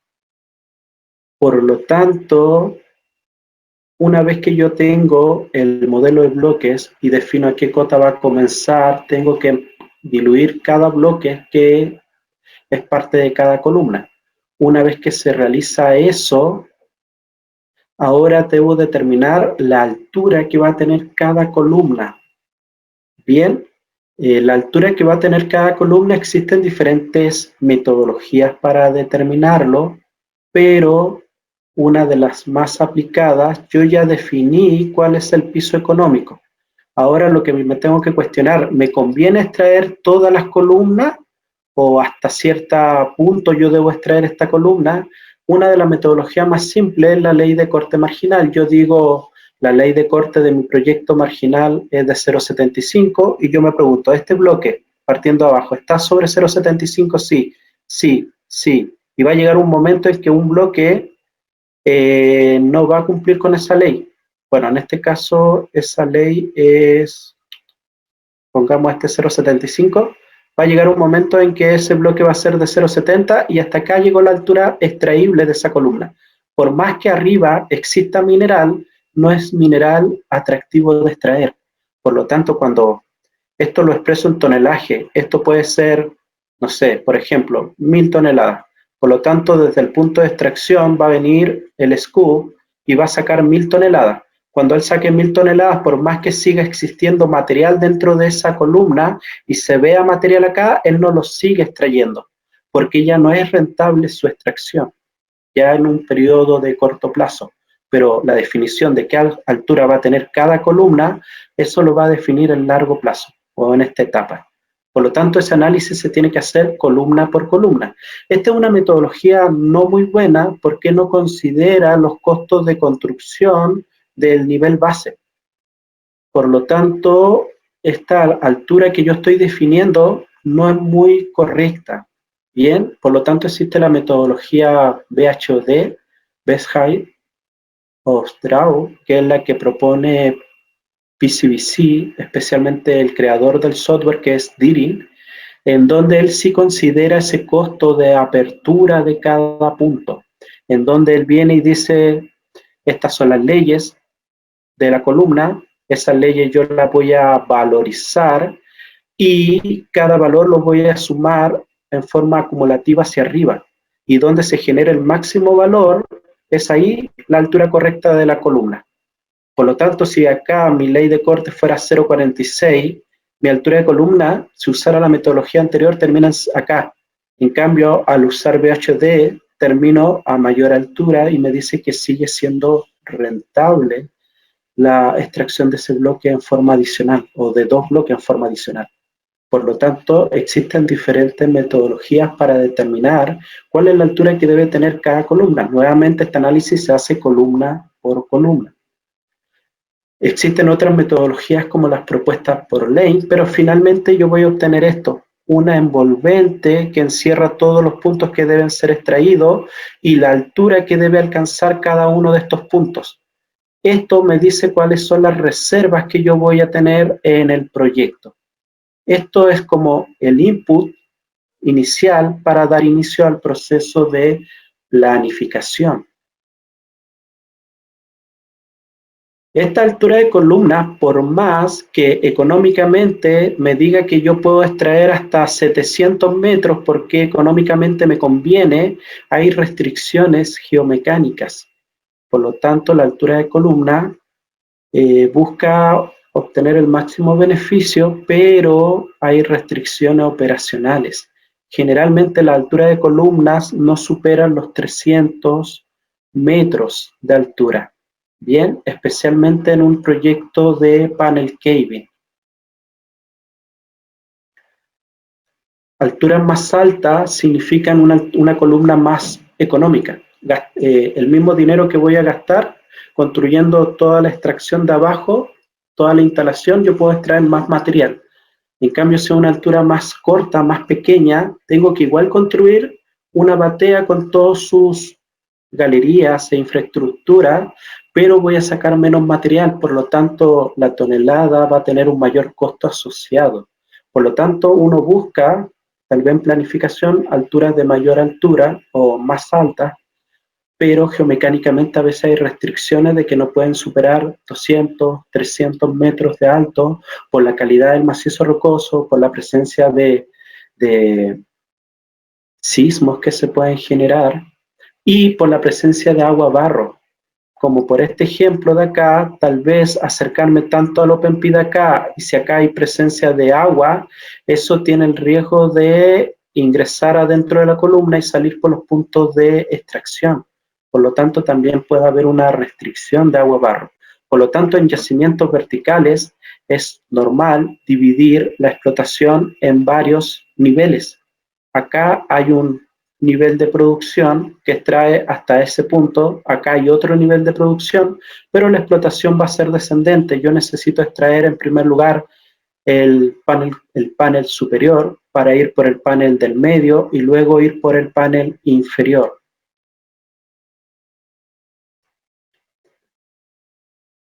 Así que básicamente esto es lo que yo voy a obtener después de este análisis. Voy a obtener la altura de columna. Como yo ya definí la configuración de la malla, yo ya también en este momento puedo hacer el diseño asociado.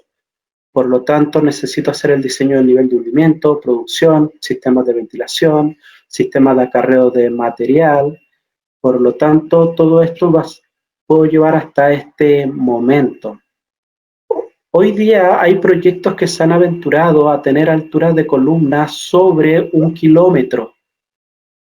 ¿Por qué? Porque están aplicando las nuevas tecnologías de fracturamiento hidráulico, lo que le permite debilitar el macizo rocoso y eso permite tener alturas extraíbles sobre 1000 metros. Bien, hoy día Cadia es una operación que está probando extraer columnas sobre 1 kilómetro. Pero el rango normal está en 300 metros. Por lo tanto, uno en este momento tiene un modelo de bloques, tiene la configuración de la malla.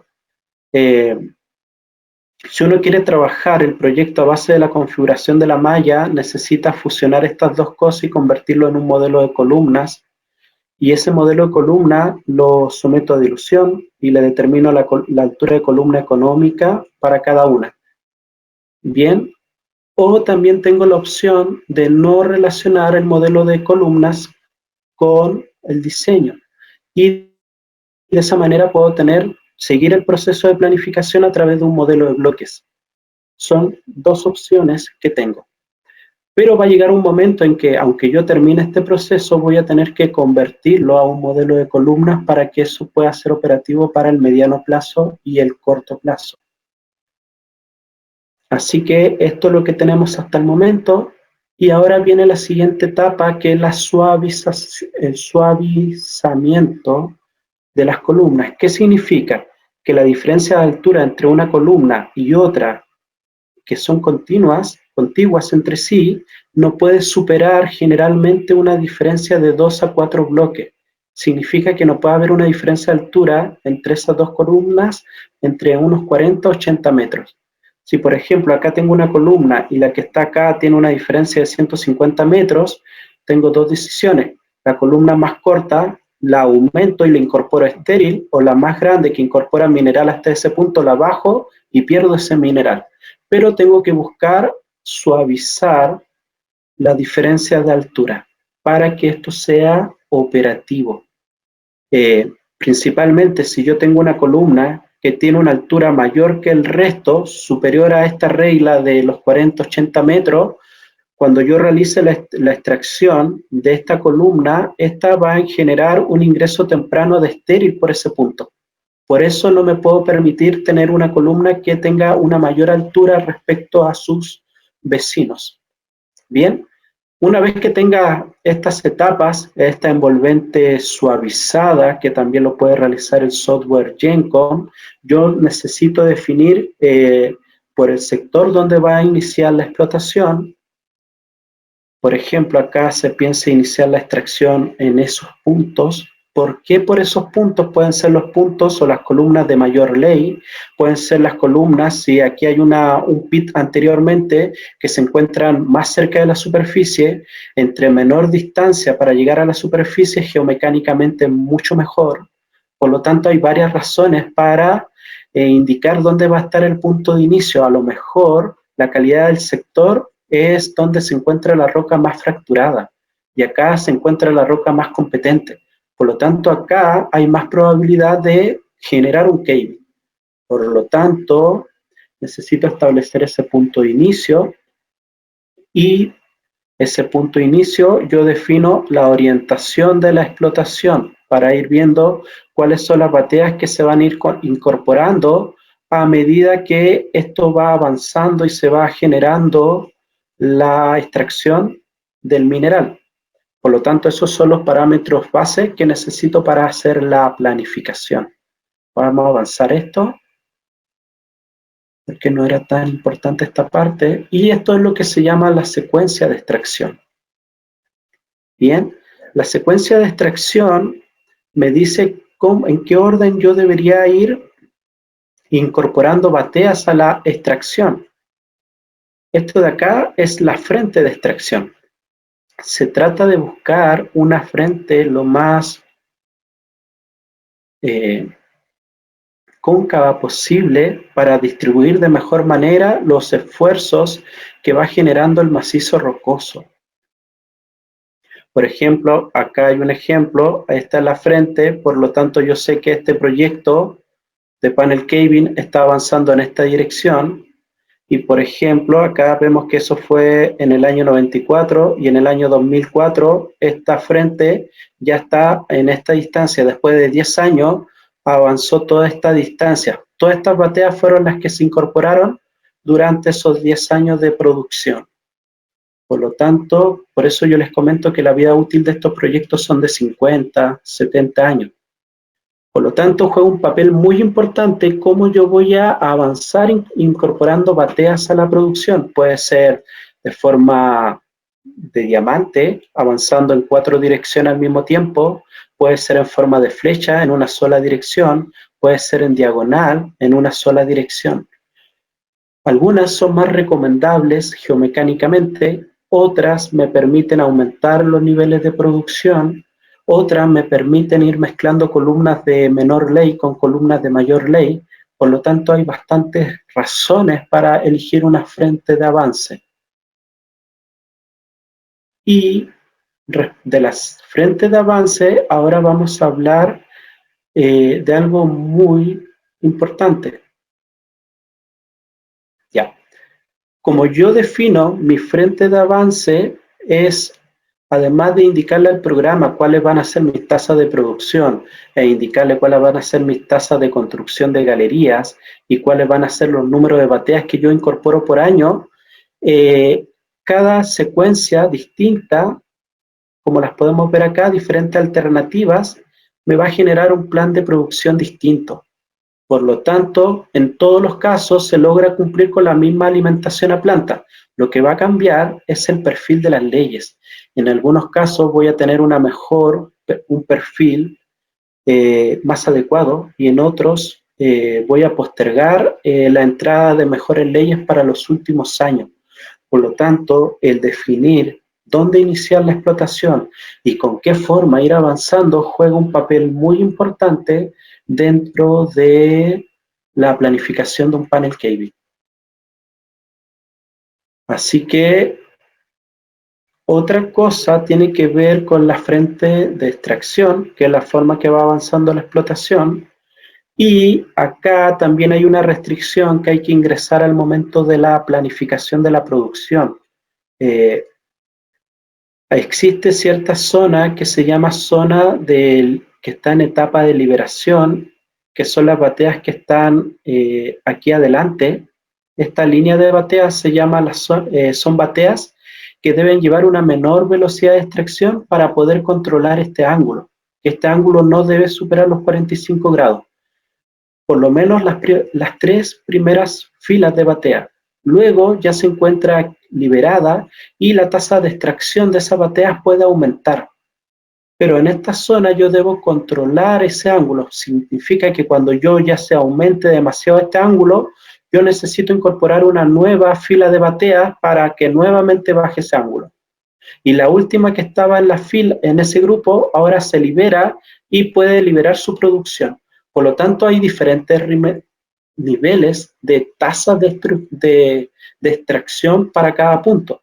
Los puntos que están delante de este frente se encuentran restringidos en su velocidad de extracción.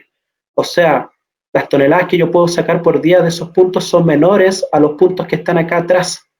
Por lo tanto, hay diferentes perfiles de extracción o de velocidad. Así que voy a tener cierta tasa de producción o toneladas que saco en este sector y voy a tener ciertas toneladas o tasas de producción diarias que saco en un sector que ya está liberado. Por lo tanto, eso lo tengo que tener presente en un proceso de planificación. Yo sé que las primeras bateas que van en la parte del frente o que concuerdan con el frente de extracción, su velocidad de extracción se encuentran limitadas y que van a haber otras bateas que se encuentran liberadas que puedo sacar más mineral por día. Por lo tanto, eso es importante, poder preocuparme de que a medida que yo voy incorporando más batea, mantener este ángulo. Y luego de 3 a 4 filas de batea, yo ya puedo liberar y esto puede extraerse con la máxima velocidad. Por lo tanto, eso es muy importante dentro de la planificación. El software PCBC le va a preguntar esos parámetros, le va a preguntar cuál es la velocidad de extracción en zonas liberadas y cuáles son las velocidades de extracción en zonas que están en quiebre. Por lo tanto, esto es de vital importancia. En este perfil, fíjense acá, yo tengo sector que se están construyendo, estos sectores. Acá yo tengo sectores que ya están en extracción, que son estas bateas de acá. Y estas bateas dijimos que se encuentran divididas en 2 grupos, las que están en liberación o están en quiebre y las que ya están liberadas. Y acá tenemos otro grupo, que son las bateas ya agotadas. Yo ya saqué todo el mineral, lo único que queda acá es estéril. Por más que ya esté lista su instalación, yo ya extraje toda la columna mineralizada, por lo tanto esa parte está en agotada. Por lo tanto, esos son los elementos básicos de un proyecto de panel caving. Sector en agotamiento, de donde ya no hay más extracción, sector en producción, sector en socavación. Yo acá estoy quebrando el nivel de hundimiento para distribuir los esfuerzos hacia más adelante y hay otro sector que está en construcción. Por lo tanto, esas distancias son parte de la planificación. Y es lo que nosotros vamos a ver acá. Las primeras bateas, si este es el frente, llevan una menor velocidad de extracción, por lo tanto la altura que alcanza a ser extraída es menor y para formar este ángulo. Y las que están acá ya tienen una altura mucho mayor porque se les somete una mayor velocidad de extracción. Por lo tanto, en la zona que ya está en la parte de adelante, la zona de quiebre o es una que recién se está incorporando, la zona liberada es la zona que ya puedo aplicar toda la velocidad de extracción y hay una zona que ya está en sobreextracción. Se da en algunas ocasiones que por más que se terminó la extracción del mineral en este punto, yo sigo extrayendo más material porque sigue saliendo más mineral del planificado. Y ya estamos por terminar. Esto sería un perfil de la planificación para cierto año. Eso del plan de producción puede ser el año 5 del plan de producción, en donde yo veo puntos en extracción restringidos y puntos en extracción liberados. Por lo tanto, esta es otra planificación distinta. Y estos puntos se van a ir liberando según la secuencia que uno definió dentro del módulo. Por lo tanto, avanzando un poquito, acá hay una regla básica, significa que si yo le digo al software que necesito incorporar 20 bateas por año para reemplazar las que se están agotando, significa que necesito un área que debe estar construida el próximo año. Y eso significa que esa área debe tener todos sus túneles, todos sus piques, todo lo que necesita, todo fortificado para entrar a la producción. Y eso se relaciona con el plan de preparación, que la preparación debe ir anticipada a la producción. Y eso es lo que vamos a ver acá. Bien, para poder incorporar una nueva batea, en este caso yo ya necesito que se haya quebrado cierta distancia por adelante del nivel de socavación, y además que todos estos túneles ya hayan sido construidos. Así que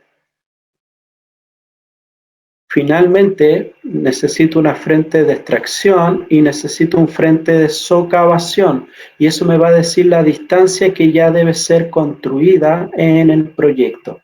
Y eso se expresa en ciertas tasas de socavación, tasas de construcción del proyecto. Y avanzando un poco más, finalmente, cuando yo logro tener todos estos parámetros de cuántos puntos voy a extraer en un año, cuánto necesito el próximo año, los reemplazo o los llevo a un área, mezclando todo esto, yo voy a poder hacer la planificación para los diferentes periodos. Voy a saber qué puntos están en extracción, qué puntos deberían estar en socavación y qué sectores deberían estar sí o sí construidos para dar inicio a la socavación de más adelante. Y esto básicamente es la planificación ya de mediano plazo de un proyecto de panel caving. Y acá estamos ya viendo una planificación de corto plazo de un proyecto de panel caving para saber qué batea se va a incorporar por mes. Generalmente son 2 bateas por mes que se incorporan a un proyecto. Y finalmente, relacionando esas restricciones de velocidades de extracción, áreas para incorporar, yo voy a poder construir el plan de producción. Y este plan de producción va a cumplir con tener un periodo de crecimiento, un periodo de régimen y un periodo de agotamiento o down run. Bien, y básicamente de forma bastante conceptual he querido explicar esta tarde y compartir con ustedes acerca de este método de explotación y forma muy breve acerca de su diseño y de su planificación. Pero si para terminar tengo la opción de devolverme a una presentación, que es la que, bueno, creo que no me puedo devolver, pero creo que si tuviera la oportunidad de darles un resumen de lo que hemos visto hoy día, que es bastante información, yo creo que deberían quedarse con que es importante conocer el proceso de planificación de este método y que no es un proceso imposible de manejar, sino que es un proceso complejo, tan complejo como el proceso del Open Pit, proceso que muchos conocemos y que muchos lo manejamos muy bien. Por lo tanto, un desafío es poder conocer de mejor manera estas diferentes etapas del proceso de la planificación de un panel caving. Bien, le doy gracias por su tiempo. Quería saber si tienen alguna consulta.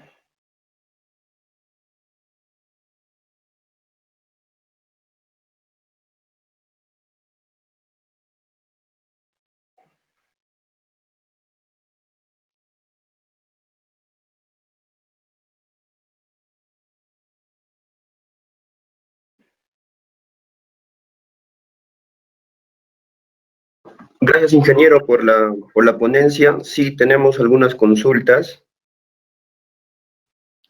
Tenemos una pregunta de Ignacio Ulloa, desde Chile, y nos pregunta, ¿el ábaco de Lafayette fue hecho mediante experimentos en arena y con casos de minas de carbón, si no me equivoco?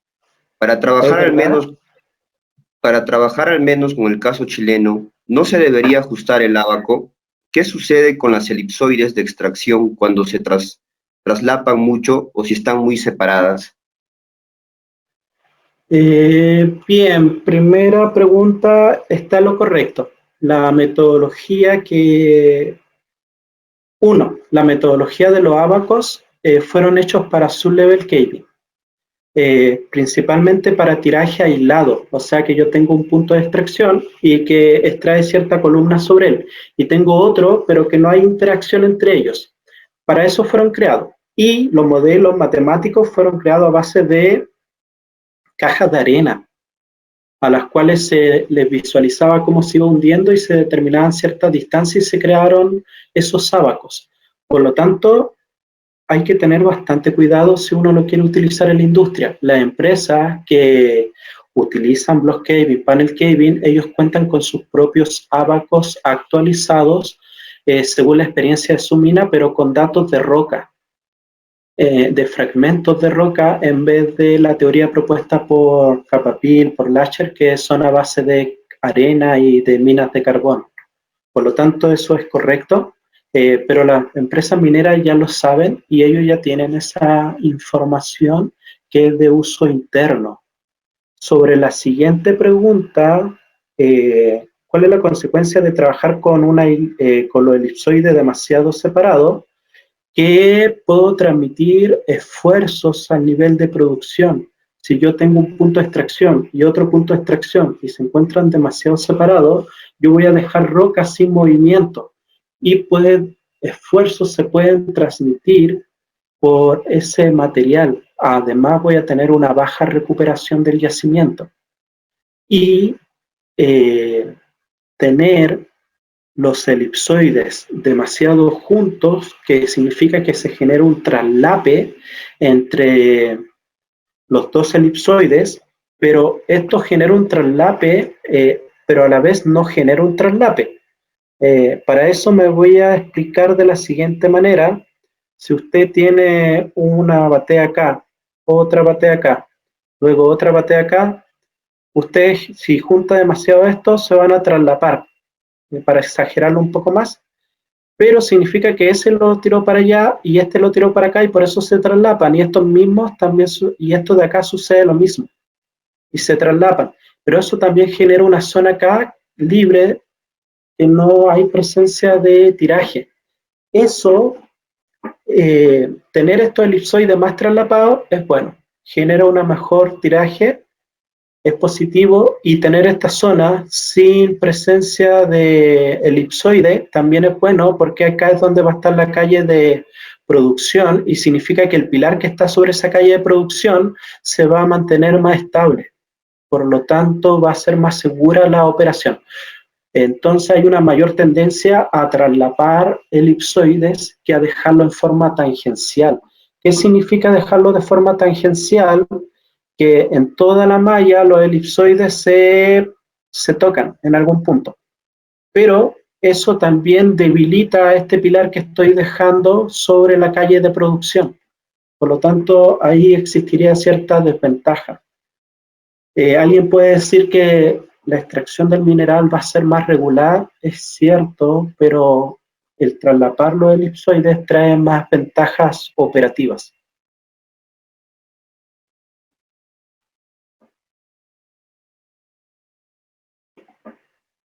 Bien.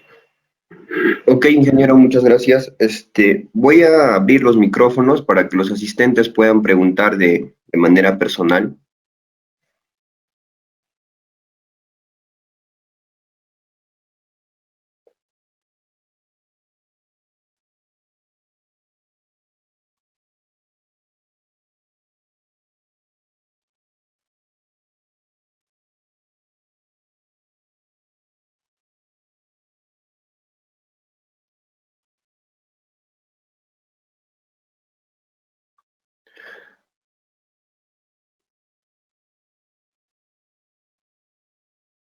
Bueno, tenemos aquí una pregunta y nos dice,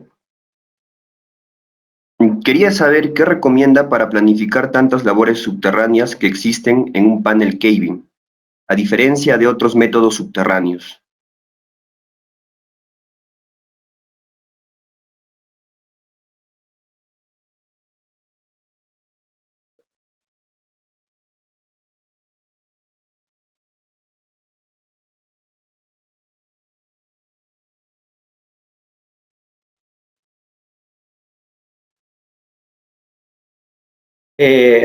y con el modelo de columna, más todos los parámetros de velocidad de extracción, velocidad de todo lo que yo necesito, él me planifica la producción y me dice hasta qué altura va a salir cada punto en los diferentes periodos. Pero él asume, dentro de su lógica, él asume que todos los túneles van a estar construidos. Él no busca una planificación integral entre la preparación y la producción. Así que esa es una de las debilidades. Es muy bueno. Logra, como vieron al final, había que mezclar muchas cosas para hacer un plan de producción. Él logra mezclar todas esas cosas y darme un plan de producción casi óptimo. No me logra el óptimo, pero me logra un casi óptimo mediante metaheurísticas. Hoy en día están saliendo nuevas herramientas que son agendadores, como Studio 5D Planner,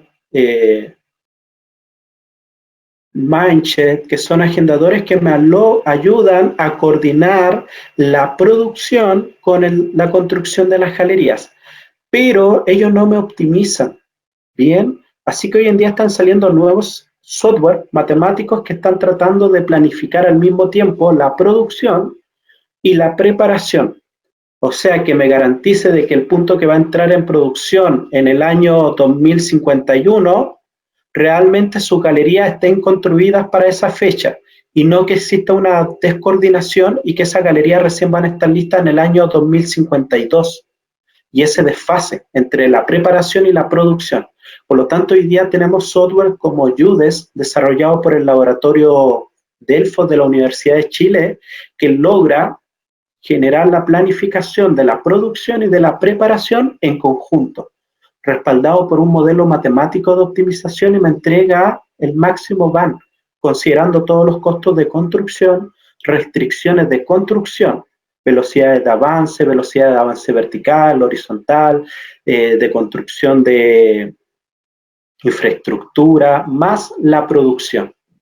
Por lo tanto, hoy día en el mercado están saliendo nuevas herramientas, pero por mucho tiempo esto se ha realizado de forma desagregada. Primero planifico la producción y luego veo qué túneles necesito construir para cumplir con los años que me indica o los diferentes periodos del plan. Y en algunos casos, por más que yo le ingrese, no sé, 50 jumbo a la mina, yo no voy a lograr terminar de construir los túneles necesarios para que ingrese cierto punto en cierta fecha. Y ahí se va generando un desfase dentro de la producción y por eso ciertos puntos que no puedo incorporar porque todavía no están los túneles necesarios para su extracción, voy a tener que extraer otros puntos que ya tuvieron que haber parado su producción. Y por eso es algo con lo que se convive todos los días. Puntos que oficialmente deberían estar agotados según la planificación, los sobreextraigo para poder tener ese lapso de tiempo suficiente para incorporar ese punto que se atrasó por la descoordinación que existe entre la preparación y la producción. Pero hoy en día se están creando nuevas herramientas para poder lograr esta conversación en estas dos áreas de la planificación.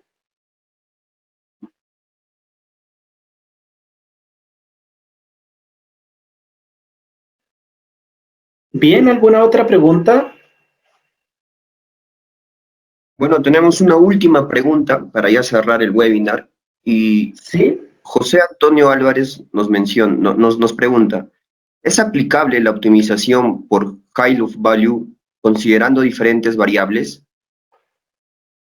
Bien, sí, bueno, hay que partir de la base que Hall Value es una metodología estratégica, o sea, existen diferentes escenarios de planificación y el Hall Value, que es la montaña de valores, permite incorporar cómo me impacta en el VAR la tasa de producción, la tasa de desarrollo, las velocidades de extracción y puedo ver en qué momento voy a generar el máximo VAR entre estas diferentes combinaciones. Eso es a un nivel estratégico. Bien, cuando yo ya estoy en una planificación de un proyecto de block caving y yo ya cuento con mis columnas y todo eso, la tasa de producción y ya la debería haber determinado.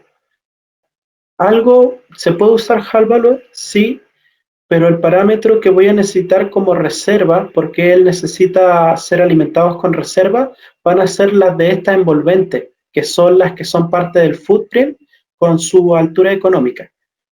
Pero tengo que tener bastante cuidado que para la planificación de un panel caving no basta solamente considerar tasas de producción, que en realidad no incorporo tasa de producción, incorporo velocidades de extracción, porque esa velocidad de extracción me dice cuántos metros de columna yo puedo extraer en un año, y eso lo multiplico por el volumen y la densidad y me dice cuántas toneladas extraigo por el año. Y como vimos, esas velocidades están restringidas si estoy en la parte de adelante del hundimiento o si ya estoy en la zona de liberación o ya de quiebre definitivo. O sea, ya no hay una restricción de velocidad. Por lo tanto, esta metodología de Hall Value me puede servir para darme una tasa o un rango de tasas que puedo utilizar en el proceso de planificación. Pero en el proceso de planificación hay cosas que yo tengo que redefinir varias veces, como el punto donde yo voy a ingresar me afecta directamente al plan de producción. La secuencia, la forma en que yo voy a avanzar también me afecta en el plan de producción. La tasa de producción también me afecta al plan de producción. Pero básicamente si yo digo que quiero tener 10.000 toneladas por día, eso significa plasmarlo en un área y decir cuántos puntos en extracción yo necesito en un día. Y tengo que ver si yo puedo tener habilitado toda esa cantidad de puntos y especialmente cuando se me agoten, volver a incorporar esa misma cantidad de puntos. Y voy a estar restringido por la cantidad de túneles y metros que yo puedo construir por delante del frente de extracción. Si yo no tengo una alta velocidad de construcción por adelante, donde se están construyendo las galerías ándricas, las galerías de producción, si mi velocidad de construcción es lenta, yo no voy a poder tener una gran cantidad de puntos a incorporar al siguiente periodo. Es como, es un balance entre diferentes parámetros, pero solamente optimizar a base de tasa de producción deja fuera muchos otros parámetros que incluso operacionalmente pueden hacer inviable esa planificación. Tal vez Hall Value me dice que yo puedo lograr 100.000 toneladas por día, pero 100.000 toneladas por día necesito cerca de, no sé, X cantidad de metros de superficie preparada para incorporar nuevos puntos en el siguiente periodo. Y tal vez con la cantidad de equipos, o por más que yo ingrese 1.000.000 de palas, no se va a lograr por interferencias operacionales, por distancia, por más que yo mande 100 palas, todas descargan en el mismo punto de descarga, por lo tanto va a haber colapso del sistema. Así que sí, Hall Value me puede dar una noción de cuánto debería ser la tasa de producción, pero más que de tasa de producción habría que ver cuánto es el área a incorporar y si yo tengo la capacidad de incorporar esa área todos los periodos. Esa sería una mayor preocupación dentro de la planificación del panel caving. O sea, una gran restricción son mis ritmos de avance en la construcción de túneles y de galerías verticales.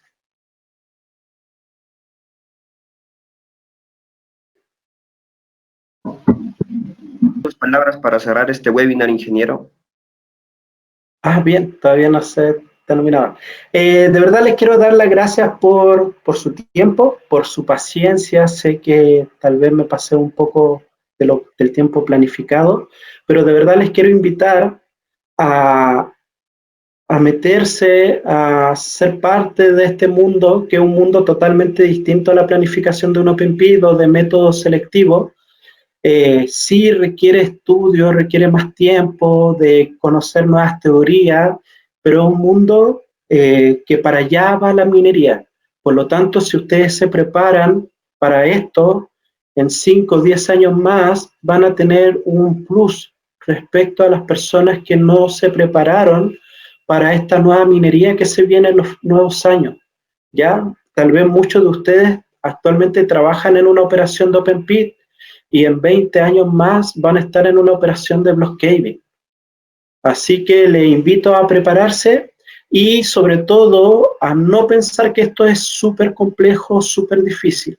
Esto, igual que todas las cosas de la ingeniería, sigue diferentes etapas, y si ustedes logran entender cada una de esas etapas, van a poder armar todo este planificación que a veces es tan compleja. Así que les dejo esa invitación.